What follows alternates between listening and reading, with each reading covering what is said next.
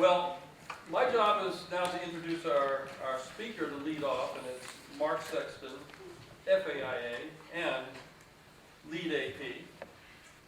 And Mark Sexton is a founding partner with Krueck Sexton Architects, and along with Ronald Krueck, designs and manages all the firm's work. Mark is responsible for the development and execution of design ideas and for the coordination of project teams. His dedication to craftsmanship, material, and detail enables the firm's built work to express the values of modern design with a timeless quality. He holds a Bachelor of Architecture from Illinois Institute of Technology. He has been a visiting professor here at Lawrence Tech in the master class at our graduate program in the year 2002. And people still talk about it and actually survived it, which was nice.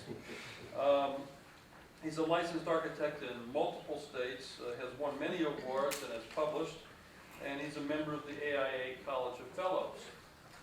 In addition to that, he tells me he would like someone here to nominate him for the Nobel Peace Prize. But if you don't get around to it, I'll have to do it for you. So with that introduction, hopefully a future Nobel laureate, Mark Sexton.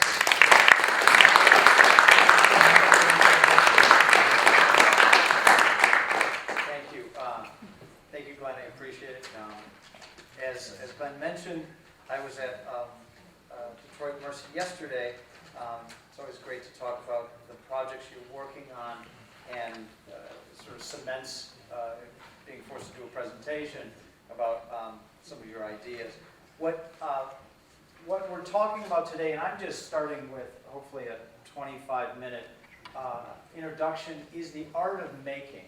And I think as an architect, as I went through school, it was all the art of design, design, and you never really got into necessarily all the points, all the points of the actual making of things. So the idea here is to talk a little bit about our experience in actually making it, because the design, as you develop drawings and specifications and what have you for a project, that's just the beginning of actually getting it realized. And for me, the real thrilling part is to go from the drawings to the actual finished product. So I thought I would use just one example of the making, and unfortunately this is supposed to loop. It's none of these, by the way. These are just some of our making things. So hopefully it's not doing it anything past the very beginning. Oh Lord. So if this works, I'm going to talk about the making of the Crown Fountain in Chicago, in Millennium Park. If this works, hopefully it does. And I'm going to talk about the making of this, and this actually is a perfect example because we did not develop the concept design for this project. So I thought it was a very neutral project. It's not our concept, it's this man right here, Jaume Plensa, who's an artist in Barcelona, Spain, who was given the commission to do a fountain. So I worked very closely with him. Our job, as he reminded me several times, was not to make the fountain, but basically become his translator, become his sort of material and architectural translator. And we actually we started the relationship at opposite ends of the room because he hates architects and I didn't want to deal with an egotistical artist. And we've become great friends after this project. And so I want to just take you on a quick journey through the making of this. These were the first and only real drawings or images that we had for the fountain. And this is back in 2002. And the idea was that these towers of water with faces on it needed to be developed. Unbeknownst to us at the time, one of the largest firms in the city of Chicago, an enormous firm, had worked on this for 20 months and had gotten nowhere. They couldn't figure out how to actually make it. And so rather than, and they were going to abandon the project, but it turns out that they somehow contacted us because they thought, well, we knew something about glass and whatever. And we originally said no, we didn't want to do it because it wasn't our design. We're design architects. Then we figured it was the same thing as any client. This idea that a client comes to you with an idea and you make it physical. So this was an amazing sort of idea, these huge faces, you know, in the park. And we said it was just wacky enough. We clearly knew that Jamais had no idea of LED, glass block, water, and these 50-foot towers, because anyone who actually knew anything about it had never put them together. So the idea was how to do it. And I want to talk just very briefly about just the history of the site, because it's very important to understand the site. This is Millennium Park at the top, just above the Art Institute, in 1930. This was actually Millennium Park as little as 13 years ago. It was basically just a huge hole in the ground. Many of you probably have seen it and been there. It was the idea of why can't we make it this great park? And then ultimately this is what it is today. It's a great success. And one of the corner pieces right at Monroe and Michigan Avenue is the Crown Fountain. So I want to talk about specifically the making of that and what I call, again, the art of making. I actually start with this image because this is exactly what the fountain was to be. It was to be as light and easy looking as ballet is. I mean, most of us have seen ballet. It looks like the human body is just floating across the stage effortlessly. Well, we also know that ballet is probably the most difficult thing the human body can do. So the idea is to do something very difficult, but to make it look effortless, very light and very open. So that's it. So what I'm going to talk about is sort of what we went through after the concept of these 50-foot towers. The first thing is, what do you build it out of? Well, he had this idea. He had done some glass block work. Why don't we build it out of glass blocks? Okay, and we'll just glue them together and go 50 feet tall. Well, you guys have taken structural classes. You know there's no go 50 feet tall. The load on this. But the bigger issue was you can't buy these things at Home Depot. So we realized very quickly that the relationship between the LED and the glass block had to be so custom that we had to make them. So how do you make glass block? We start calling around. We finally find a place, this is research, find a place in just outside Pittsburgh who agreed to meet with us and in fact talk with us about maybe making glass blocks. In this case, there's 44,000 glass blocks. So it's not an insignificant order. We actually went to this place, Ellie Smith. What they did is they made, I always say, like Aunt Millie's tchotchkes she puts on her china cabinet or what have you. All this sort of ornamented glass work. But these guys were incredible because what they knew that I had no idea, they knew everything about molten glass. And if you think that that's a simple thing, it isn't at all. There's huge. They use very pure high silica sand. So the molten glass that they had was what we call water white. You'll see that in a second. So they were like a great partner. So in this case, we became, as architects, we became very quick experts on making cast iron molds for glass block. You can see here, Jean-Marie Plensa is looking at one of the molds we actually designed for it.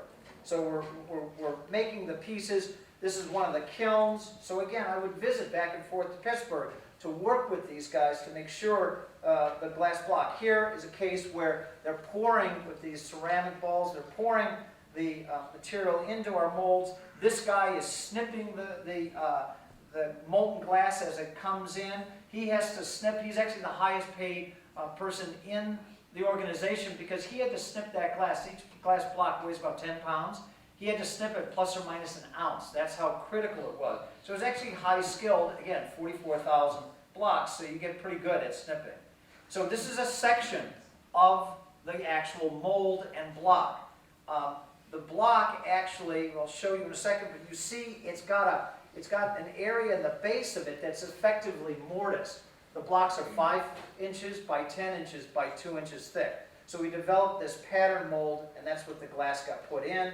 The glass is then taken out of that mold. It then goes through an annealing process. You've got to have the glass block cool down slowly enough that it doesn't explode under its own stresses. And it's very important as you go forward. Again, this is sort of the glass block as it starts to come out. It's this green color. You can see that mortised element all the way around. And then ultimately, we start figuring out how to put it together. So we start investigating, you know, what does this thing look like when you actually start putting panels together? What's the ripples in the glass? How might it work? You can start to see, we start looking at the LED, which is the next component. The net result was, after several months of doing this, we actually developed two different types of blocks. One on three sides. They are the block on the left side here, which is basically sort of a slightly obscured block. On the LED side, which is the single side that faces the two towers, it's a clear block. And you can see here, again, 2 inches thick of pure glass, water white. Didn't impart any color into it. That was very important. So just getting that. So the next part, which is a significant issue and perhaps the biggest challenge, is how do you actually structure this? And so we started working with Dow Corning, which we work with all the engineers, and Dow Corning would agree to exactly 2 blocks glued together or silicone together. After that, nothing. So we had to develop a whole different pattern. We had great ideas of, you know, putting epoxying a group of blocks together about 3 feet by 3 feet, and putting a stainless steel compression ring in, and then clipping that onto a structure. We had all these incredible ideas, all of which failed miserably, actually, very quickly. But the basic idea is you've got a shell structure, basically a frame structure, and then you can see these what we call outriggers. The idea is, again, going back to the ballerina, is that the wall was to be just light, you know, completely light, no real structure. So we couldn't put structure close to the edge, so we pushed the glass all the way out about 2.5 feet from the actual structure that holds up this tower. Again, any of you that have ever sailed, the actual major face is 26 feet by 50 feet tall, so it's has a significant wind load to it. Section through it, we were also putting the 2 towers on an existing 2-story garage, so we had to restructure those garages to handle that load. And then in the top bay of the parking garage here is where all the pumps and the fans and the computer system run. The pumps obviously pump the water to the top of the tower. The fan, which you can see here, actually is used to cool the 2-inch slot between the back of the glass block and the front face of the LED. LEDs get very hot, and so we needed to blow air across it. It's not air conditioned. We're taking air from the garage with HEPA filters and then blowing it out, and then it escapes at the top. So this sort of shows the section.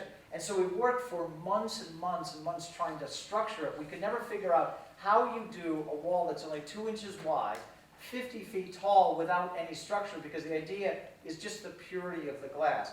We finally came up with, again, we think a brilliant idea. We said, instead of thinking about the glass supporting it, we said, let's make the wall where the glass block has no condition, no structural condition. So we created this web of stainless steel tees, and it would take the gravity load, as you can see here as you trace. So it didn't matter that the glass was either there or not. The only thing the glass did is prevent the tee from twisting under a load condition. So that one of the things that would happen, we never knew what would happen in the public realm with vandalism. We didn't want someone breaking a bunch of glass panels and having half the tower collapse on someone. So that was a way of getting the structure. And the sort of the miracle here is that the glass block itself has so much internal refraction that you don't see the structure at all. So you can see here, these are the grids. I would go to Florida. This was built all over the country. I went to Florida, and they would actually make the thing. They basically routed in pieces of plywood that were, again, 50 feet tall, areas, and they would take these stainless steel web frames and actually insert them in and then glaze the blocks in with an epoxy. This is a section through the glass block, so vertical section, the block below, above and below. You can see just a silicone joint right at the front edge, and now you can see why we mortised the blocks. because we've got this stainless steel T. That's the thing that actually holds up the whole wall. Again, go to the fountain next time you're in Chicago, you can't see the T at all. It's completely concealed and invisible because of the way the glass works. And then the outrigger that you see here, this is a panel being lifted in section. We left some blocks out. You can see how those blocks work.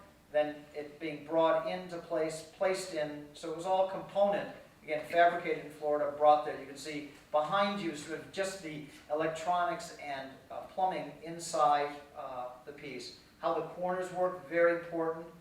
And then ultimately, how the panels look inside. The image on the left is, again, the major structure. I'm looking down at it. You can see those little outriggers.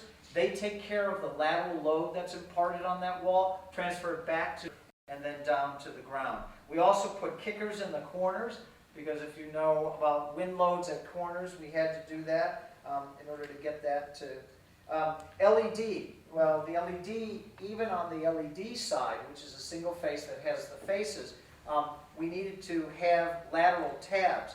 In this case, we decided, we kept trying to convince them to open it up and change it. They couldn't because it was a pre-engineered LED panel. So we actually just opened it up a bit and had a little tab come through. That takes, again, the lateral load.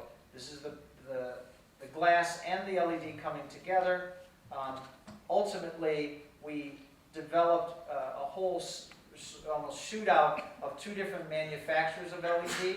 You can see here the sort of technology involved in LED. What appears to be, again, very simple when you look at the fountain today has an enormous amount of technology. I would sort of say it's one of the world's largest laptop computers. You can see here, Jamais and myself working on sort of the evaluation of how we would make this contained within this whole structure. Again, these are two different manufacturers. Not one, there was cost issues, there's fabrication issues, there's just performance issues that we were looking at. This is actually behind our office.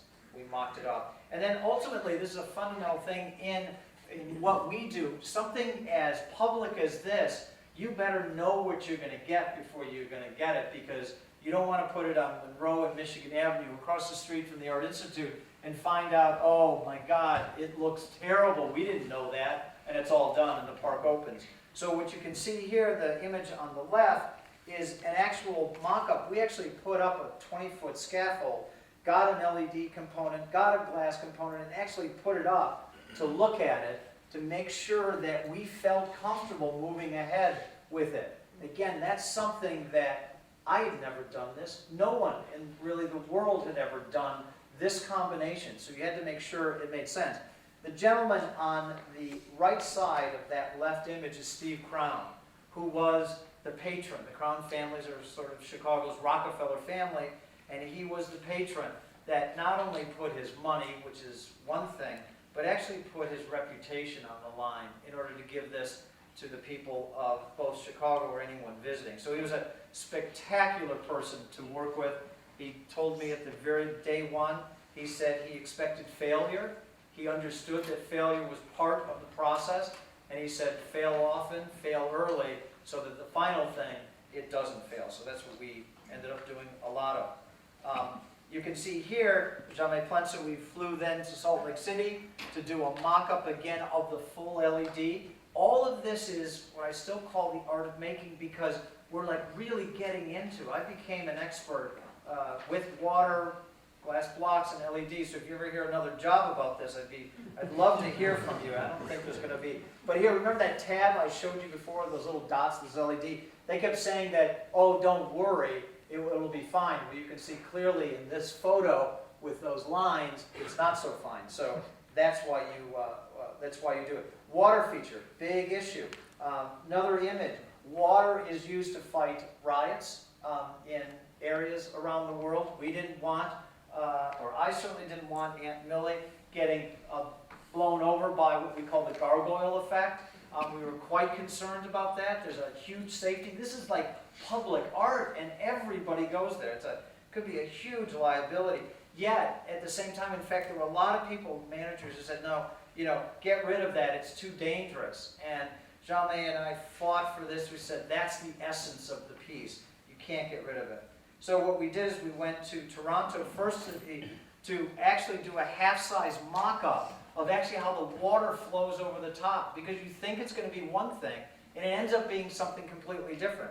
In fact, the image on the right, if you can see, it's the water starts peeling away, and this was on a it wasn't a very windy day. Other days we could see it just flying off the fountain and onto Michigan Avenue. That would not be good for the driver, the city of Chicago, or me, because I'm a licensed architect, so we don't want that to happen. So what we ended up doing is going back to the glass company and saying, we had to make sure that the top glass was rounded so that the water actually hugged it. There's physical properties of attraction, and you can see it with your bathtub.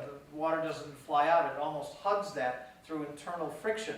This was a big contentious point because this is a very difficult detail to work out. Yet I was insistent that in order to make the fountain look as pure and effortless as possible, that they kept saying, make the top stainless steel or aluminum. You can make that a lot cheaper. I kept saying, no way. You can't make, because the corners, every corner of the fountain that you could see, even if it were 50 feet tall, had to have that same sense of detail and precision. And it ended up working. Oh, and then Jean-May said, going back to the water, if in fact level 1 happened, level 2 would happen. He said, I'm just an artist from Barcelona. You're the licensed architect. You get thrown in jail. So we had sort of fun with that. But ultimately, we solved that by going into pools and making sure that it's basically just a huge shower head. When we first started working on it, we wanted to make sure that the water came out in a way that made sense. And then so we developed this whole very ingenious shower head that was made from a pure block of acrylic, UV resistant acrylic, where you can see we bored holes in it to fill the chambers up very quickly, because the last thing we wanted is someone dribbling sort of slowly coming out. That would not be good, especially there were a lot of older images and what have you that we wanted. So you had to make sure that so there's like a whole issue here, and I got to tell you, this is thrilling. Everybody we showed the images to said, oh my God, we want to be part of it. We got the best people from every one of the companies to work on this. So that's the thrilling thing about making. I don't know anything about pumps and water pressure, what have you. I do now, because we sat in meetings with these guys, sort of working this whole thing out. I mean, this piece is so beautifully detailed, so perfectly put together. It's really amazing. So now, then I'm just going to end with light, because light is a material that we use all the time. The idea that light actually is how you perceive it. I'm talking about the other 3 sides of the fountain. You certainly have the side that has the face, but the light and the way it would transform itself through the evening is actually quite magical. So we wanted to make sure, in this case, we uplit it, and did lots of mock-ups about that. So again, it's this very pure piece, going back to that image I showed at the beginning. Something that, I'll just end, the finished product has been something that none of us on the team, there were about 20 of us that worked. I had structural engineers, I had water engineers, I had LED engineers, I had computer engineers, I had mechanical engineers. All of this worked together. None of us would have ever imagined in our wildest dream that actually this would happen, that the fountain would be taken over by people. In fact, we call this fountain Crown Fountain, but we also call it No Instructions Needed, because everyone knows how to work with water, and that this is a fountain that actually is so pure and takes Jean-May's concept and makes it a reality. And I'd argue that the concept actually becomes even better when it becomes a reality. As great as those images that I showed you at the very beginning of this were, it didn't show this happening. And that is the amazing thing of the art of making. One can never predict that, or none of us could have ever predicted that this would happen. And I want to also, for the young men and young ladies in the audience, this is actually college student drunken drowning in a fountain proof. you cannot drown in this fountain because it's only 1/4 inch of water. So you can try, but we even made it common student proof, which is an amazing thing. And then of course it was celebrated with an opening, and I'll just end with this shot. This is why I became an architect, to affect people like this. I didn't know 30 years ago that I would affect people, have a hand in affecting a boy's life like this. He doesn't care what the hell we went through, the glass blocks, the structure, what have you. What he cares about is he has an experience that is unique in the world that he can celebrate in our great city of Chicago. So I go back, that is why the art of making is so important. Thank you.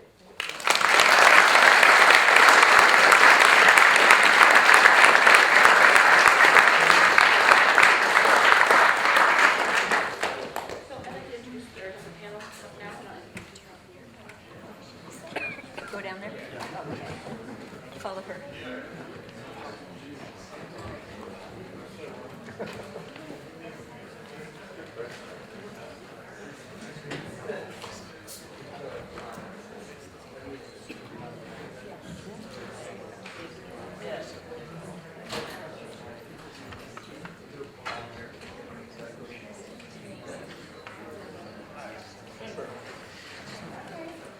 Well, that was great, Mark.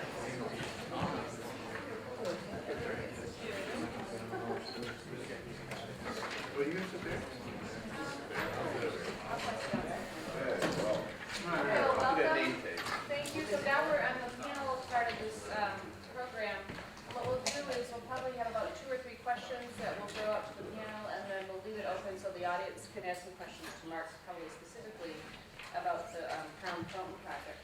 But at this point, I'd like to introduce the panel. First, myself, I'm Amy Dinas. I'm an associate professor at the University of Detroit in the School of Architecture, and I'm also the chair of the lecture series. I'd like to thank Martin Schwartz for helping me collaborate on this event, and Steve Vogel for bringing Mark Sexton in.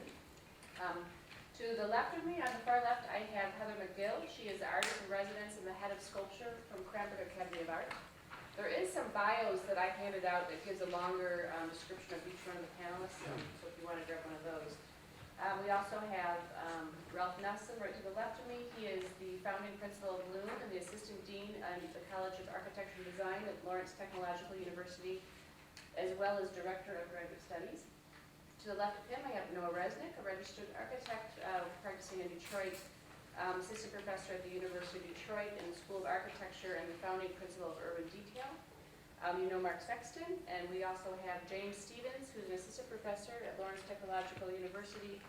He's also the director of Make Lab at LTU, which is a digital fabrication laboratory and studio.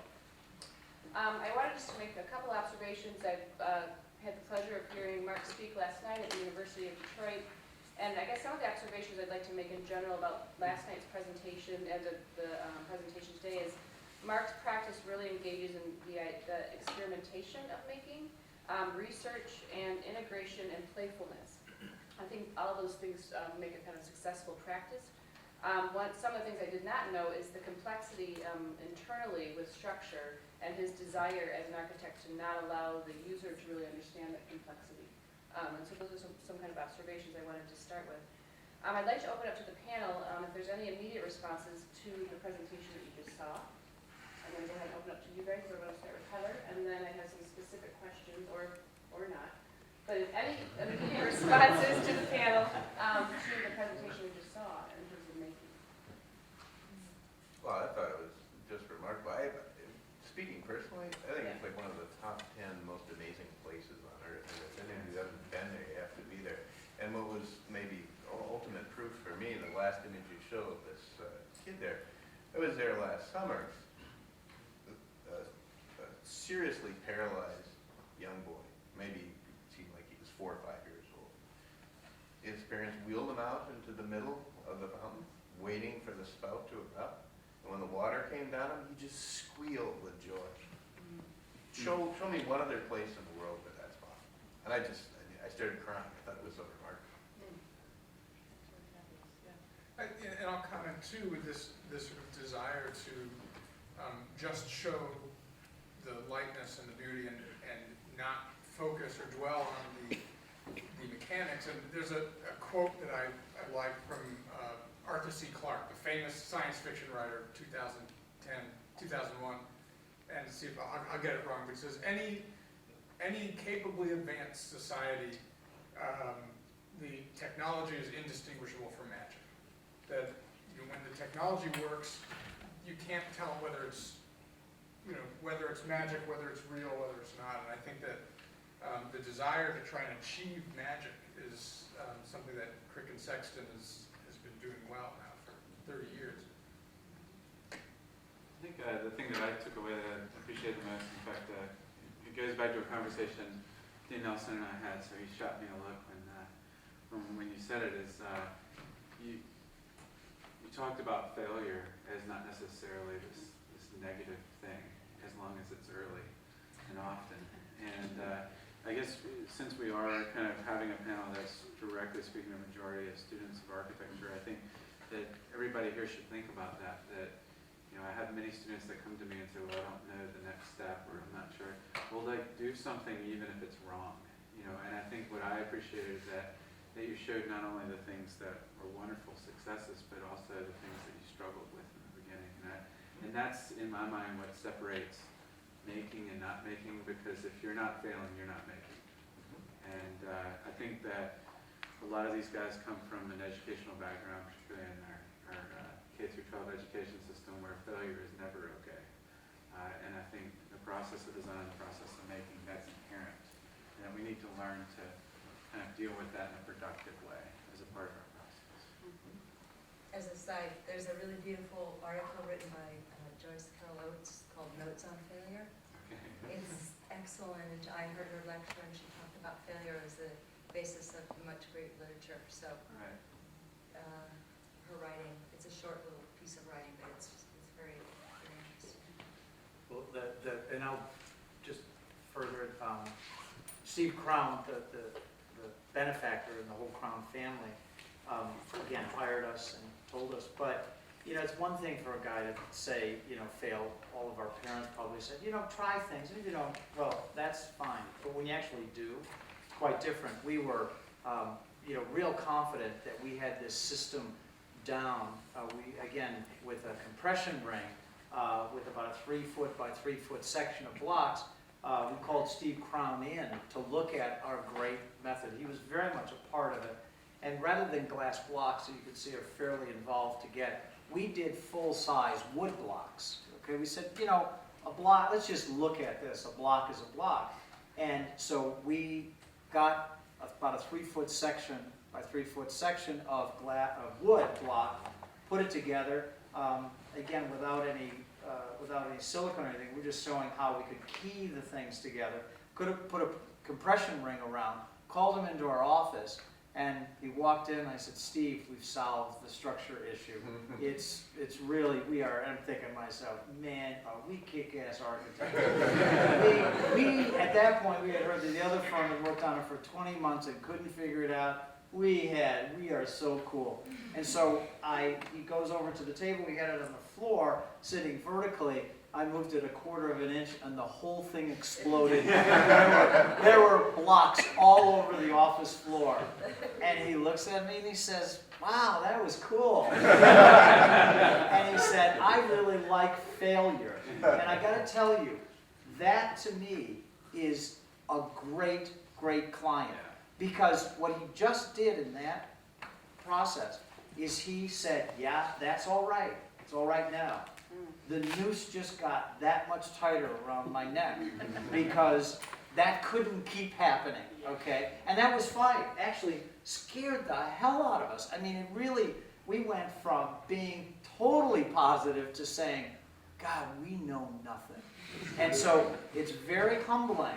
But I have to tell you that I think a lot of people who aren't in the profession we are in think that, I talked about it last night, wave the magic wand and it's there. It's just thousands of hours worth of work.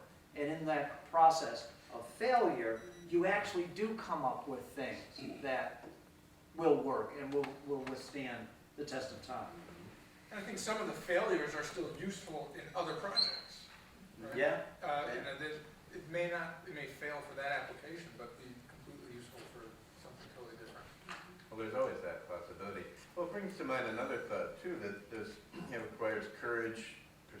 patience to go through this trial and error process, keep moving forward, have the optimism to keep moving forward. You also have have to have the intelligence to recognize when you're just forcing something that's just not going to work.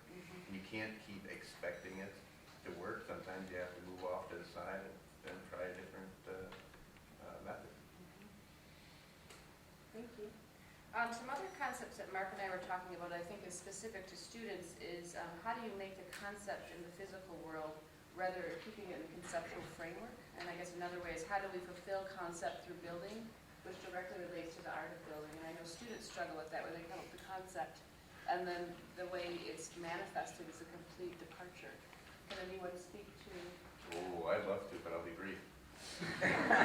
Flip that around half the time at least. You know, how can your knowledge of the world and how things work and what you know about how to build something inform a conceptual direction? Because that idea that concept precedes action or outcome, why would we have to always use that for it? Sometimes it works great. Or change Sometimes what it's you're good. calling it. I mean, Change, I've recently just stopped trying to use the word at all and started using, what do I use mostly? Strategy, design strategy, performative criteria. I'm on my own search, to be honest with you, exactly what to do with that. But ultimately, I don't want it to be kind of this empty metaphor. I want it to do something. And so that's exactly what you're saying, turning it around and saying, how can we make it? And to speak to your first point, how do you make that leap? I think the way you make that leap is prove to me that it works, that it exists, and that it performs. And if it doesn't, then it's talk. And I'm not, for me, this is just me speaking. Sure. If it's just talk, I'm not interested. Well, there's probably 20,000 years of design practice behind us where, there was the idea of working with what was in front of you and moving it creatively in one direction or another, and not just stepping back and conceptualizing. Right. It's just a recent kind of thing. Well, I think it goes back to the magic wand, that there's this kind of conception that it just happens, the concept somehow gets employed. And there's a lot of iterations that have to happen, which I would say back to the last comment in terms of mistakes or failures, that the word iteration is probably a bit more optimistic in terms of, an approach for students. Well, Mark, you commented in your lecture last night, but maybe you even want to describe that again, or what you said last night here too, about the number of iterations that you go through the whole iterative process. Yeah, I think making something is always significantly more complicated than you could ever comprehend just thinking about what it is. Natalie, I just met her as a student, and she was talking about how I said, look at these joints, these are beautiful, does it work? Well, yeah, except when it's warping or whatever. Okay. I don't care how much you conceptualize, you won't understand warping until you see warping of the panel. And so it can be bewildering because of just all the things that can happen. But I think it's also incredibly exciting because you talk about a challenge and you learn more, and as you're building it up, and when it becomes, and for me, I love school, but I actually love practice more. And we have our share of heartbreaks, but when you can actually work on a project, not solo, but as a team, the team of 20, 30, 40, 50, the workmen who built this particular project were like totally into it. They understood that they were creating a thing that is sort of a one of a kind. And then what they bring to the project that you never even thought, like, oh, well, the silicone that we have to do here, we have to, tape off, or there's 1,000, 10,000 conditions. And that's where you start to realize the complexity and this idea that you're the sort of solo person doing it is so far from the truth. This sort of Frank Gehry, design this building scenario is not at all the case. It's an incredible team that if all of you work together, the solution of some of nature's challenges are significantly easier to comprehend and solve. We don't have to go there, but why is the solo model in academia so distinct from the team model in practice? I think it's like human nature, it's like, James Joyce did this, Vincent van Gogh did this, Mies van der Rohe did this, Frank Gehry did this. It's just it's a very strange, this idea of sort of solo. In our practice, we've decided to call, I was mentioning last night, it's Krueck Sexton Architects. I happen to work for them. I'm not the solo guy or even the team guy. It's really it's a group of architects dedicated to the exploration of materials and forms, but it's not an individual, because I could never take credit for half, quarter, an eighth of what is produced by the firm. But that's a model we can attribute to the Renaissance, right? I mean, Michelangelo was a workshop. Leonardo was a workshop. Rubens, they were workshops. They weren't individual people doing all that work. But it was a name.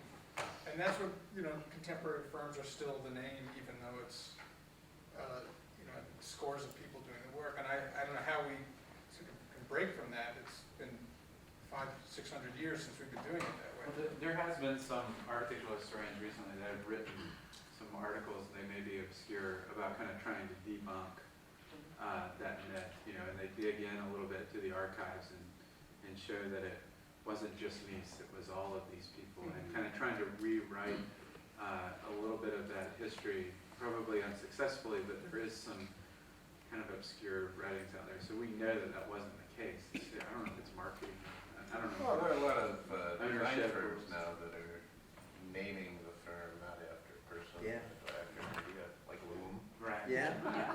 I've heard of that. Yeah. Well, to bring it back a little bit more to the making, I want to put Heather on the spot. And I'd like each panelist to talk a little bit about their own practice. Heather is a sculptor, so we have mostly architects on the panel. And I wanted Heather to talk a little bit about her relationship to her pieces, not only the physical, physical making, but your relationship with the people that you actually outsource some of the digital fabrication to. So if you could talk about that process. Well, the first thing I wanted to say was the hierarchy is towards concept as far as it's, what is considered more valuable, or has more value. So when we talk about concept and we're making, I think we have a cultural hierarchy to that, to the idea of idea as being preeminent. And so the tacit, the actual making of something, the experiences that one gathers from making and from the experiential, those are not given a lot of credence, especially in the art world today. And you bring that up. I think that's really interesting. I was thinking while you were talking about all the things that you learned when you were talking about the project, I was thinking, what other career could you have that you could have so many experiences and learn so much broad knowledge that isn't applicable to anything but this one project, but it becomes applicable to everything, right? But it is interesting. It's really specific and really general, so it's wonderful. But that idea of hierarchy, so I teach sculpture at Cranbrook in the graduate level, and in my own work, I try to keep 2 or 3 things going simultaneously. One aspect of making, this is to get the sculpture to the end, is the experiential. So I always make sure that that's part of the make of every piece, so that when I'm making the piece, the hands-on is minute by minute determining what I am seeing. So I'm relating to what I'm doing. So when I paint with automotive paints, I spray them on surfaces, much like a customizer from the 60s and 70s did, auto customizer. And so when you're spraying, you can only have that information by actually spraying. Putting one translucent color or another translucent color or reflective paint, so it's right there. There's no manual that would explain how to make something like that. It's all tacit knowledge. They don't teach it in art schools. I picked it up when I moved to Detroit 20 years ago, and I think it's been a real thrill because there isn't any sort of hard published information that I could go through, so it was very much something that was trial and error and a lot of failure. And then I began using digital technology in the sense of CNC cutting, aluminum, steel, and paper. And what I thought would be isolating, because into the creating a really large network of people who work with me on my projects and developing really long-term relationships with them. So what you think is you just send a file to someone and they output it. That isn't really what happens. They start working with you and understand the process and what your vision is. So say I have a line I'm cutting in a piece of aluminum, and if it isn't looking right to the person at Custom Form who's been cutting for me for 10 years, they'll call me and say, Heather, this isn't your line. You better look at this file. So they have this kind of, they see through your eyes what your vision is. So suddenly you form this other networking system that it's not just about the end product, but it's about the process. And I think that has become really, it's huge for me. I have these really long-term relationships with a group of men, basically, that do fabricating, since so few women are in this field of laser cutting and mixing paints, and I have all my paints custom made from me also. Yeah, right, it is. You just kind of have that moment where you're like right there and go, the epiphany of like what you're seeing is, and that's, again, you go back to that idea of hierarchy and culture. What's valued is this idea of something that can be translated into language. But when you make things, it gets translated in a different way. It becomes physical, and that's the physical world, and that's the experiential world. And to me, that coupled with other aspects of the really interesting part about making it. So to further that, your making informs your art. There's many artists who don't make. Right, absolutely. There's a whole thing post-studio where you either outsource or you don't make conceptualists from the 1970s on. There's no product, or even artists have, become less and less involved in studio practice. And it's cost, but it's also the hierarchy of the way culture values things. Yeah. Well, I could speak to two of my projects, because quite frankly, that's all we have. But the first one, which is slightly less interesting, is the restaurant supposed to go. We just finished up a few months ago. In that case, the owner, the client, was the builder. And so the relationship of the design to how it was going to be made, to how it was going to be paid for, to how, was all tangled up in a very interesting way, such that from our early design conversations turned right away into how this was going to be built, and it meant that the client was also on the design team. And so there's the making and the building and the owning and the designing was all wrapped up. And then the second project, which I think is a little more interesting, has to do with the fact of it being pro bono, which is the Roosevelt Park project, where as far as we've gotten it so far, the design is based on the making being done by the community as volunteer labor. You want to mention where that park is? Roosevelt Park is in front of the Michigan Central train station, the big, giant relic, beautiful relic in Corktown, Detroit. And so there, the design has to do with how do we get people to want to make this for us, and how do we make it with them. And the making is done by non-experts, so it's rough, it's a little bit dirty, it's maybe not, it's as elegant as we can get it to be, but it's an aesthetic that's about the community being the ones who make it. And so sort of taking that internal, what's sometimes so internalized with the architect of their product, and sort of making that product of architecture or design not being owned by the architect at all.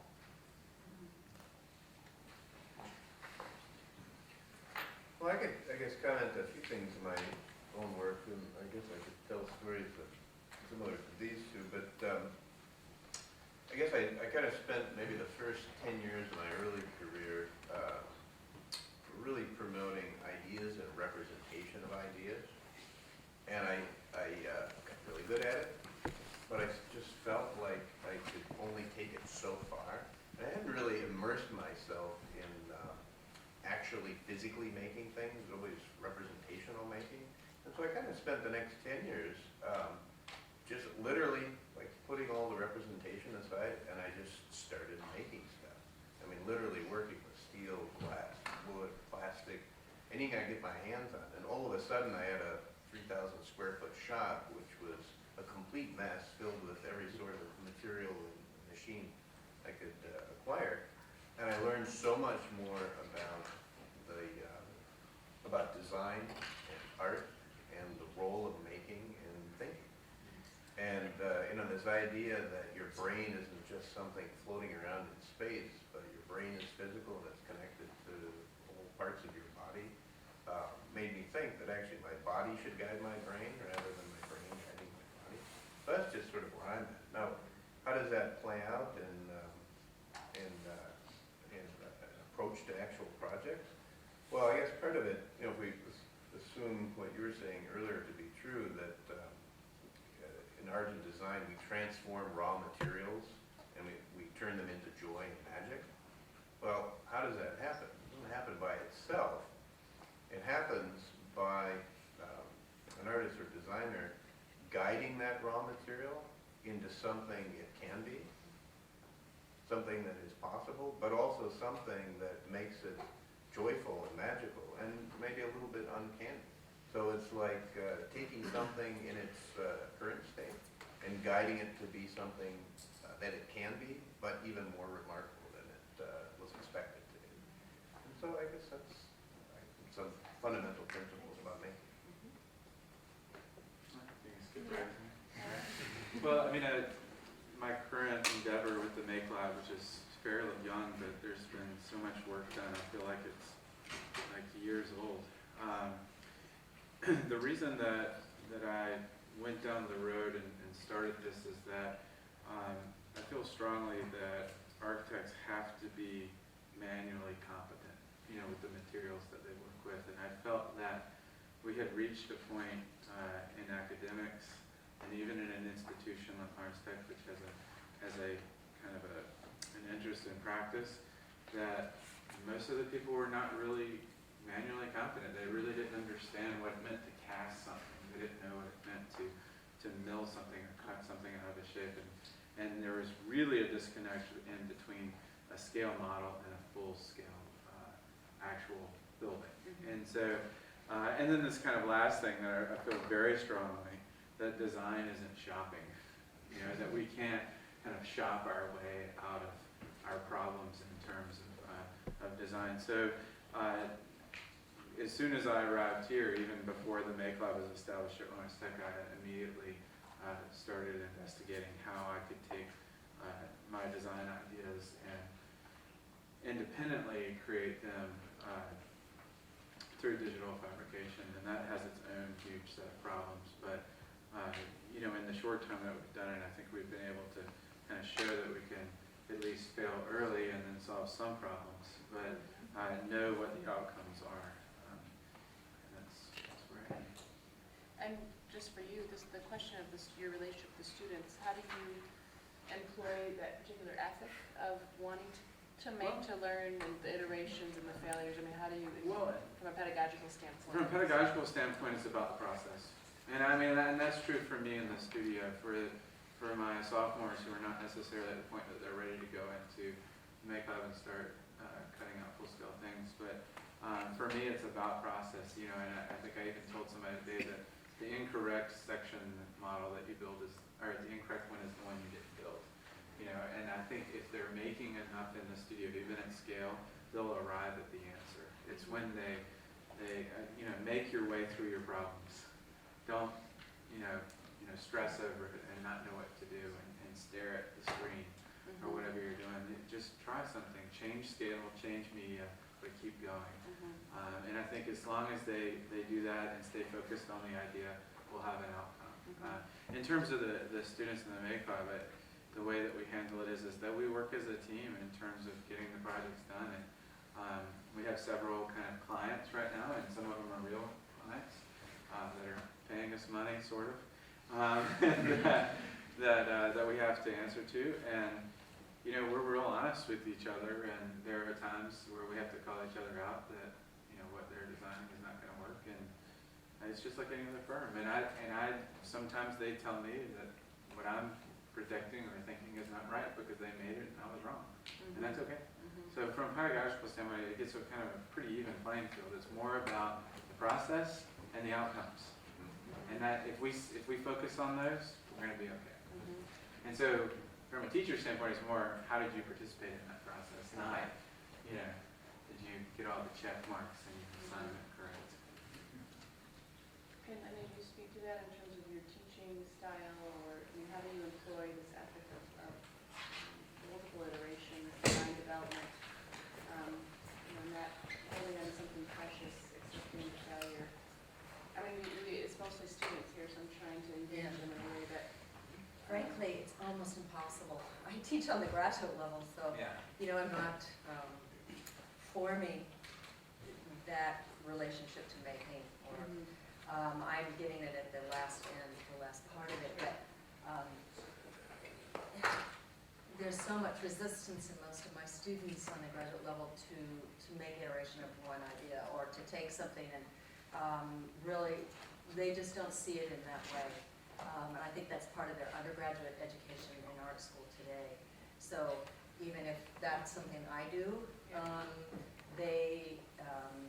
can't make a grad student do that, nor do I want to. I try to teach in a way of looking generationally at what are the interests, but I try to work with that, but it's almost impossible. It's interesting how that's so built into our education today. It's a really rough, I think design and architecture are very different, but art education, forget it. All right. On some ends, I try to focus then a lot on research. But then even through the research and into the conceptualization, I tell them that their hand should always be moving, never stop moving. If you're stuck, if you can't think of where to take the design or the process, you just start building stuff. And it, even just as a sort of lubricant.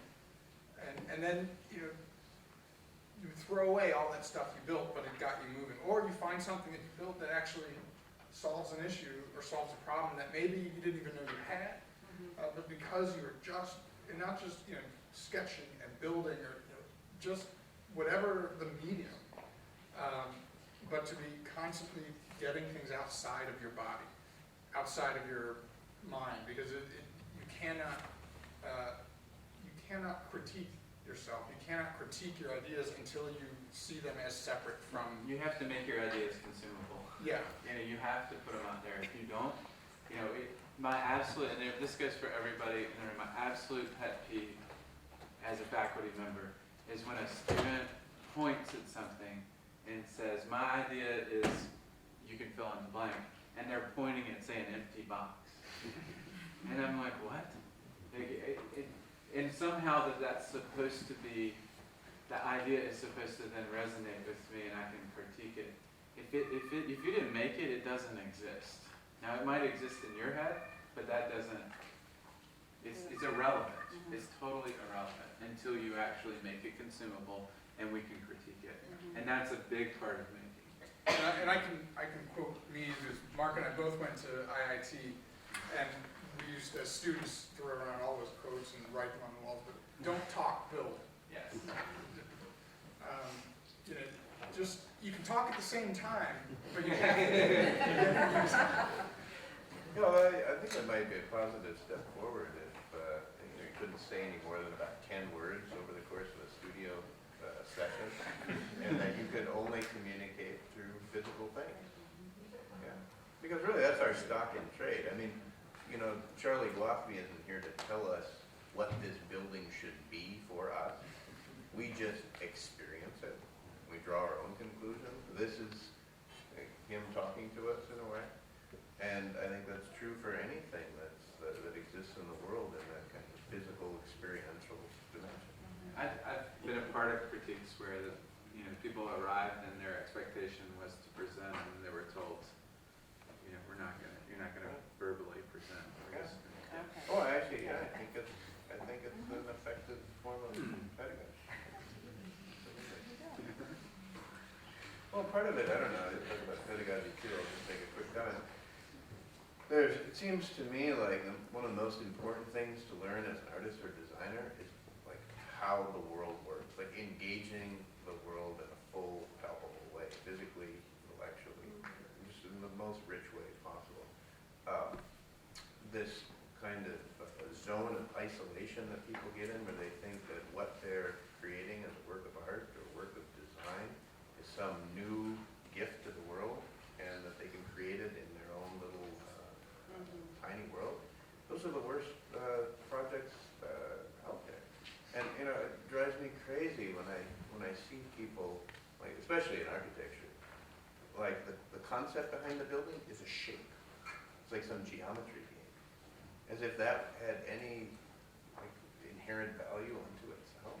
No. Tell me how it performs. Tell me what it's in relationship to. I mean, for me, design is just the art of relationships and consequences. It's not about an isolated test. It's not a funny shape contest. It's not a funny shape contest. So I know students are heading off to their next class, so I'd like to open up to the audience. Is there any questions for any specific panelists or any topics you'd like to throw around?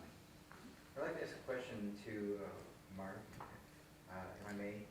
One thing was raised today about how you deal with the perfect client. And we have some clients of our own right now at Lakeland that maybe are not as successful as the ones that you have to deal with. So how do we deal with failure in today's global economy when there is a new hybrid client that doesn't have all the resources to provide for failure to happen? Ooh. What, I actually think that instead of calling it failure, it is the process. You know, the old cliche. You know, you have to break some eggs to make an omelet. That's the process. You know, you can't. So the process isn't so much failure. I think that's a sort of a harsh word, but it's on one level, it's a refreshing word, at least for me, because you call it in its most sort of pessimistic term, but the failure or the wrong turns are the only way you'll get to the point of success and balance. There's a great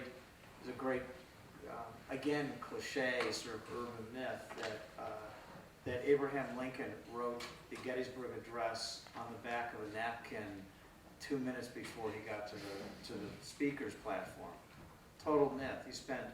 He was a genius beyond belief. He spent 2 to 3 days writing those 235. Editing, deleting. Yeah. So you'd say, I always look at the Gettysburg Address as maybe one of the greatest things ever written in modern time, and you realize a genius wrote it and sweated over those words. So was the first draft a failure, or was it the process? And I think if you engage, I actually find, and you guys may find this too, even working with, once you start working with someone and you show that person your passion, not your intelligence, because a lot of people are intelligent, but passion for finding the best,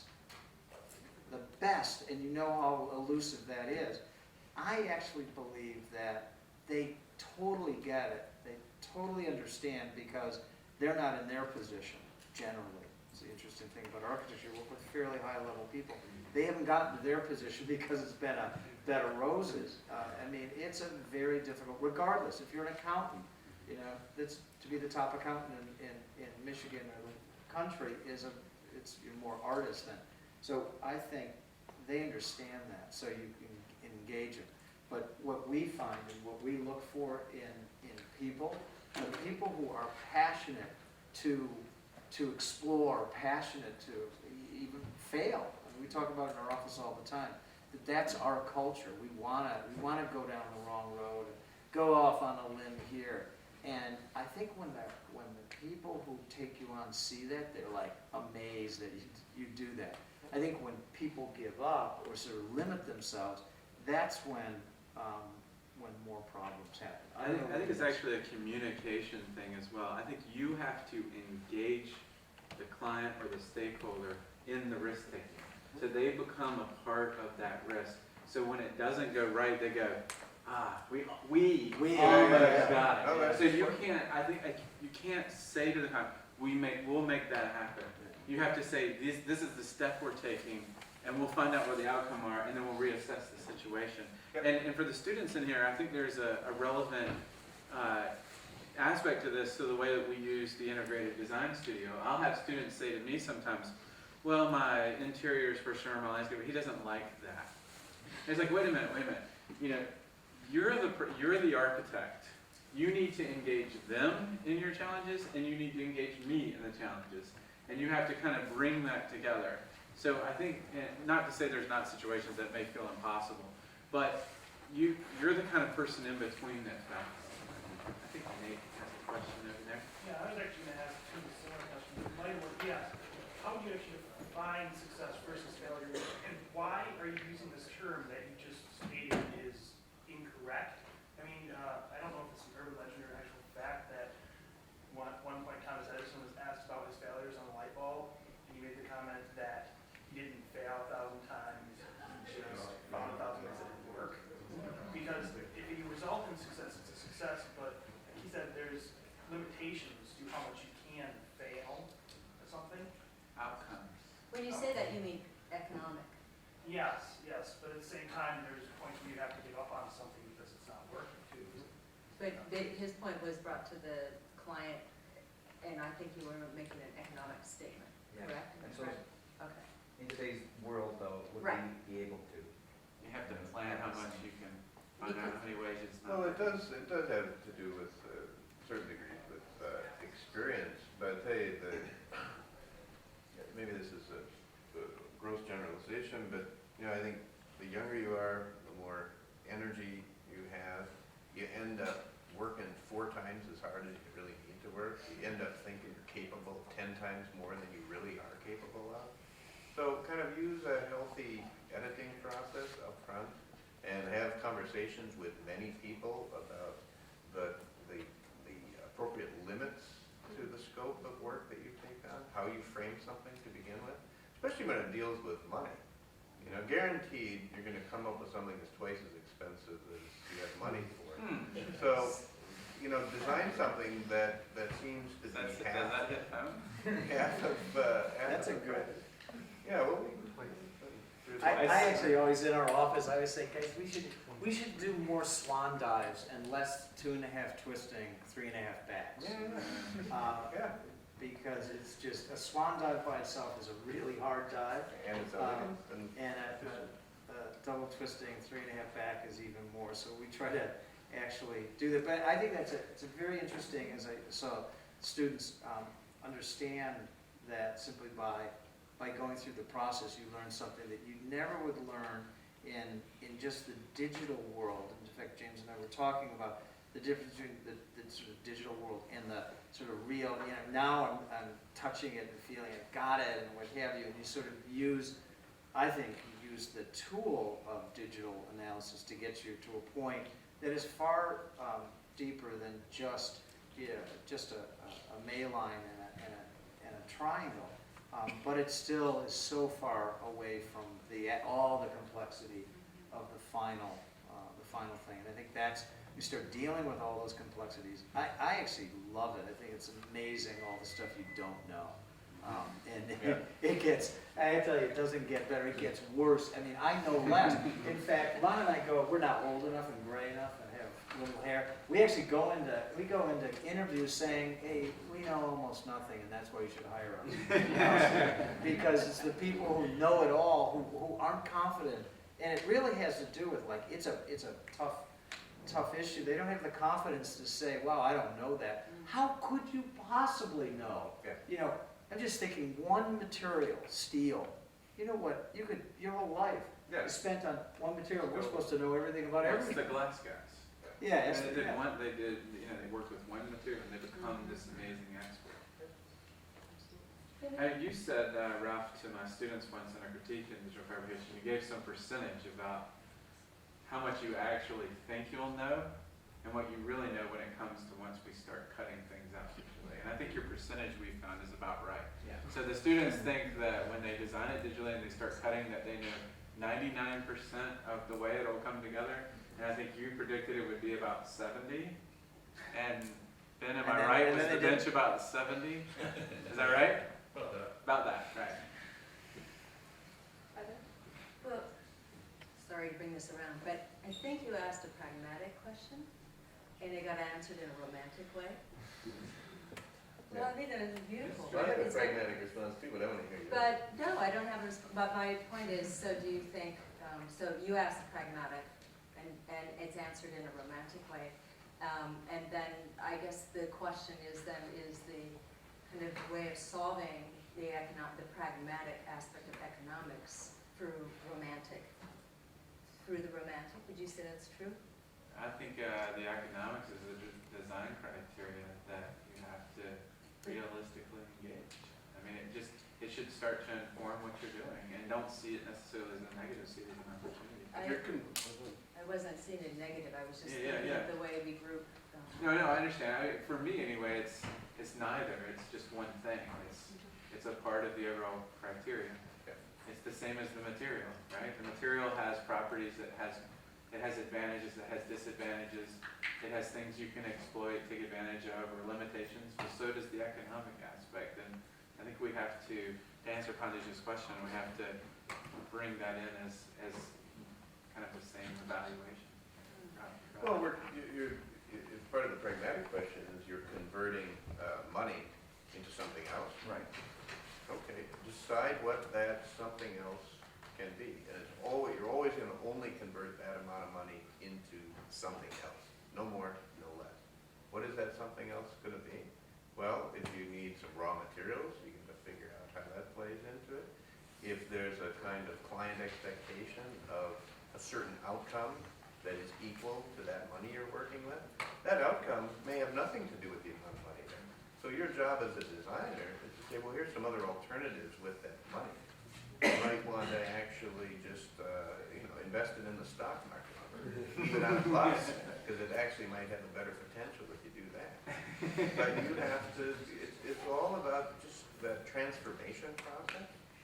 And, I love the favorite quote about money or paying something. No one is ever too poor to pay attention. It's still very romantic when it comes to today's world. I mean, we engage in today's world a person that's a client and also the keeper of the books at the same time. Sometimes the client has to do with somebody else. That person is stopping that person from making a decision about what you're designing, so you have to make a decision too. So, today. I know. yeah, my question is, if in today's world the client is different than it used to be 20, 30 years ago, with the same conditions. Same. 10,000 years ago, same damn thing. You either love what you do, Just the or Pope, you do it for the paycheck. Without the lashes. Yeah. You either love what you do or you do it for the paycheck. And if there's something that you want solved, you're going to solve it. And whether or not the client's paying you to solve it or not. And as much as you can make the client your collaborator, that makes everything better. But you have to love what you're doing, or else just be that accountant. I mean, not to romanticize it too much, or not to say that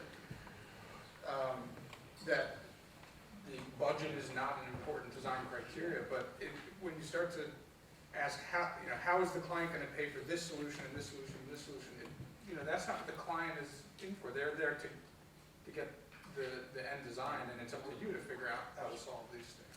Can I say one, interject something just to Yeah. kind of convert it a little bit? There are a lot of students right now in here just looking around that are all in the sophomore studio. And the sophomore studio right now, sequence-wise, they're looking very specifically at the interiors, as you know, and they're studying materiality. They're looking at texture, color, the tactile quality of materials, or they should, because they will get to that level of detail by the end of the semester. And I was wondering if there's any students out there after hearing the talk and then us kind of talking about stuff in such specific detail, kind of reel it back a little bit to the sophomore level, that real fundamental idea of materials and working with materials, if they have a question about that in terms of their No, I studio project. appreciate that. I don't know. Come on, somebody from my studio better ask a question. All right, Okay, me. we're halfway through the semester now, and basically, when going through neural concepts, study models and everything, we're working with chipboard and just like everyday materials. Do you think from an early stage, we should be working with like the end materials as concrete, aluminum, just to experiment it, and so it would help and, I don't know, control the outcome of where our design's actually going, or should we stick with this chipboard, these present board materials? That's a fantastic question. It is a good question. Yeah. That's a cool reality representation. Well, I ask you a question, how much did you know about chipboard before you started working with it? Not much. How much did you think you needed to know about chipboard before? So that, I think that's, I have to tell you, that's the history of my career. I didn't think it was that big a deal until you start working with it. And you start working with it, cutting it or forming it or what have you, and you realize very quickly it's a much bigger deal when you start working with it. And so I think that's, at least for me, perhaps for you or some of the other students, you start realizing, wow, you didn't realize that there was that much to know. You find out a little bit about it, and then you realize you really know very little about what the material is. You're just scratching the surface. And that, at least for me, is incredibly uplifting because you realize you're just starting to understand the material. If you understood the material more, imagine what else you could do with it. So that's, I find that it's bewildering a little bit at the beginning, but then once you can go sort of through something successfully, you can do it. So I'm a great believer in starting with the simplest elements like chipboard, cardboard, paper, and getting into it, and then, you know, steel and concrete and stone and glass, they become potentially more involved, more of the stuff. We do a lot of stuff with glass, and I can't tell you how little I know about the material. One of my favorite design exercises in the studio, every student has to make a little pine box where they learn about how to connect wood without screws or nails. Then we put sand in it. And you actually have to design in the sand. There's some explicit criteria, but it's an immersion into the behavior of the material that is related to design potential, design possibilities. You think it's really simple? Actually, 2-year-olds are much better at this exercise than 20-year-olds, and like 40-year-olds are kind of stumped by it. They think it's too infantile. They always have the worst response. I also think, to your question, chipboard, for instance, has certain material properties. Yeah. You know, you can stack it, and when you stack it in layers, it has a different behavior, it has a different kind of tactile quality, it has a different appearance, because you start to get the stratifications of it. When you cut it very precisely and glue it at angles with other pieces of chipboard, it feels very light and kind of can connect.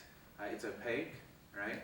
And then you take something like plexi, and it's transparent, and it's brittle, but at the same time, so all of these things that we have found useful in the studio, you didn't make it up. There's been generations and generations of architects that have kind of gravitated to these materials because they do a fairly good job of categorizing certain types of materials we commonly use in building, and they represent it well, not only visually, but how they perform at a scale model level. So as you go up in scale, those materials will start to need to change based on the information that you're giving. So I think, right now, I think it's appropriate. Now, you know, and I know that you'll build a much larger thing by the time we get to the end of the semester, and that I think is when you experiment. But it's a really great question. It's something we struggle with. You'll struggle with forever. You will. Well, and I think the material chipboard lends itself to volumetric exploration, Yeah. which is probably what you're, being introduced to right now. And when you get into the idea of material exploration, it's a slightly different investigation, which has to be very rigorous and dedicated, and this idea of iteration. So it's more about the material, understanding the material. Right now, the chipboard lends itself to the exploration of space and volume, form. So that's probably why you're using that. But I wouldn't discourage you from exploring other materials simultaneously and maybe letting those two things inform each other. And I think that's one of the reasons that you'll hear a lot of faculty complain when you guys start too early using BIM software, for instance, in Studio. Too bad Dan has left now. But the idea is that you then select something like a door, and now you've predetermined that, number one, it's a door to start with, and then even the type of door. And so you jump from what should be your early decisions to the last decision. You've like reversed the process and eliminated all these other possibilities instantly. Now, with chipboard, you can't do that because it's giving you you have to then make what you want that opening or that change of space or that threshold to be. You can't select it or, as I said earlier, shop for that solution. I have one other question for you, and then we'll see if there's another one out there. When you hire students, or even people that you're working with, this idea of making, how is that actively engaged within your practice? Well, as it turns out, the younger people who join us typically do actually all the making. We do the looking. I think I told the students here, I don't work on computer. I don't know BIM. I don't know MicroStation, AutoCAD. I don't do any of that stuff. I sketch and talk. That's about it. But I can't believe the facilness of the people we have and the students that I see.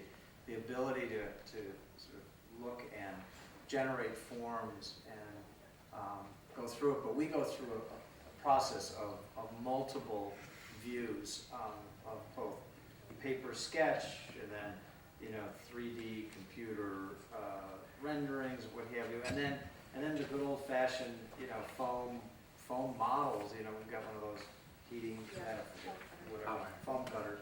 So we're doing that all the time. It's all fast. It's a lot faster than when I first started. So you can look at it. We love looking at everything simultaneously. So the young members of my office are always making and so they're actually at the forefront and really at the forefront of design because they're the first ones to see it. And they actually self-correct a lot of times before I even start to see it. And we do 28 different models and things to look at it, but they're the makers. I mean, it turns out, and once in a while I'll get in and cut my finger or something, but generally that. And so the ability for an architect, a young architect, to be able to make things on just a lot of different platforms is extremely important. Now, we find that to be extremely important. It's extremely beneficial. They have a great value if they can do that. Okay. Yeah, the presentation last night, Mark showed a variety of ways of making where there was paper models, digital models. So the thing to take away that you didn't necessarily see in all the process today was the kind of diverse variety of materials and processes in which his particular firm uses to get to the end, which is, I think, something that our school tries to teach, and I think Lawrence Tech teaches, that digital, the kind of technology approach to design is one kind of tool, but the idea of drawing and making paper models and the origami and the fold, those things all have to work together and dovetail, and so you have to have kind of dexterity to move quickly back and forth between these different mediums. It's we always say it's just what we see in the digital world, laser and 3D printing and other. It's just a great new tool. It doesn't displace all the old-fashioned sort of paper models and foam models and sketches and what have you. It just is another way of looking at it again.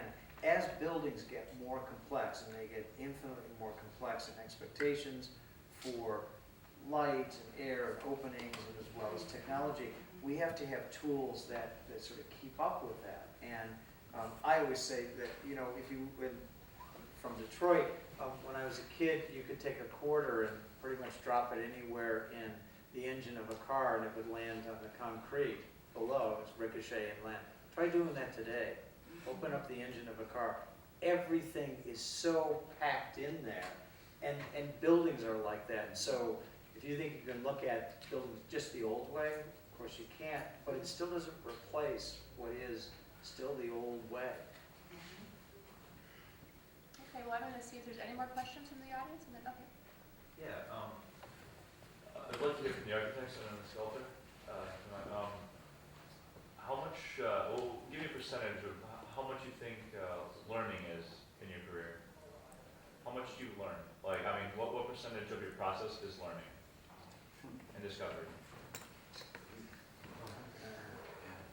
Well, I'll just say very quickly, is everyone in my office wants one boring day? You know, you hear about it, I'm bored with my job. We just want one day like that. We're so, learning is a discovery, and every day is such a wild ride. I was telling someone every day is like the day before the end of semester, every day in our office. That's why I have deep circles under my eyes. Any else want to take that question? Right? I'd say it's about, in my case, about 95% learning and 5% teaching. Sounds about right. Yeah, 95%. I think I've told my students, don't do anything for me if you're not learning something from it. Like if it's busy work, you're doing it wrong. Yeah. Do something different. Absolutely. Yeah, I think it's constant. It is really constant. But also educating is really constantly learning also. You cannot be static and educate. So that I think that's really a fascinating part. A big part of my life is education and what you can do with it. We were talking about language today, and there's one thing that has kind of been missed is the beauty of building language around what we see, and that's another form of creativity. When you get a group of people talking about something you're seeing, and you come to some consensus, and then it breaks apart, and it becomes solid again. It's a really interesting phenomenon. So it can be just as creative and a really interesting aspect of the whole picture. Not just separating language from thing or object or building, whatever, but they can be really immersed in a fascinating way. Yeah, I do wonder if learning to function at time too, because honestly, the older I get, it's really, when I first was born, like, this is learning and that was my life and we're almost about the same. Now I've increased the amount of that I know, but the amount I don't know is just like way out there. Every single day of my life, I realize more and more how much I don't know. And that's actually what makes life exciting. No, that's Well, I always think that's the essence of education. The more educated you are, the more interesting life is, because the more you realize you don't know. and one additional thing I would say on that topic is that a lot of the kind of representation that I see from students seems to be what it is. It's sort of like, okay, I stopped designing 2 weeks ago, and now I'm going to make the picture to sell you on it. And that picture you're kind of creating, that rendering, in my mind, shows me that you stopped learning and you started just making something to please me or another professor. Don't do that. Like, just keep making, as he says, things that teach you more about your project, and then that will clearly represent your project in a more true way. We're gonna end on that Okay. profound statement. Thank you to the panelists. Thank you, Thank you. Mark. Well, thank you. To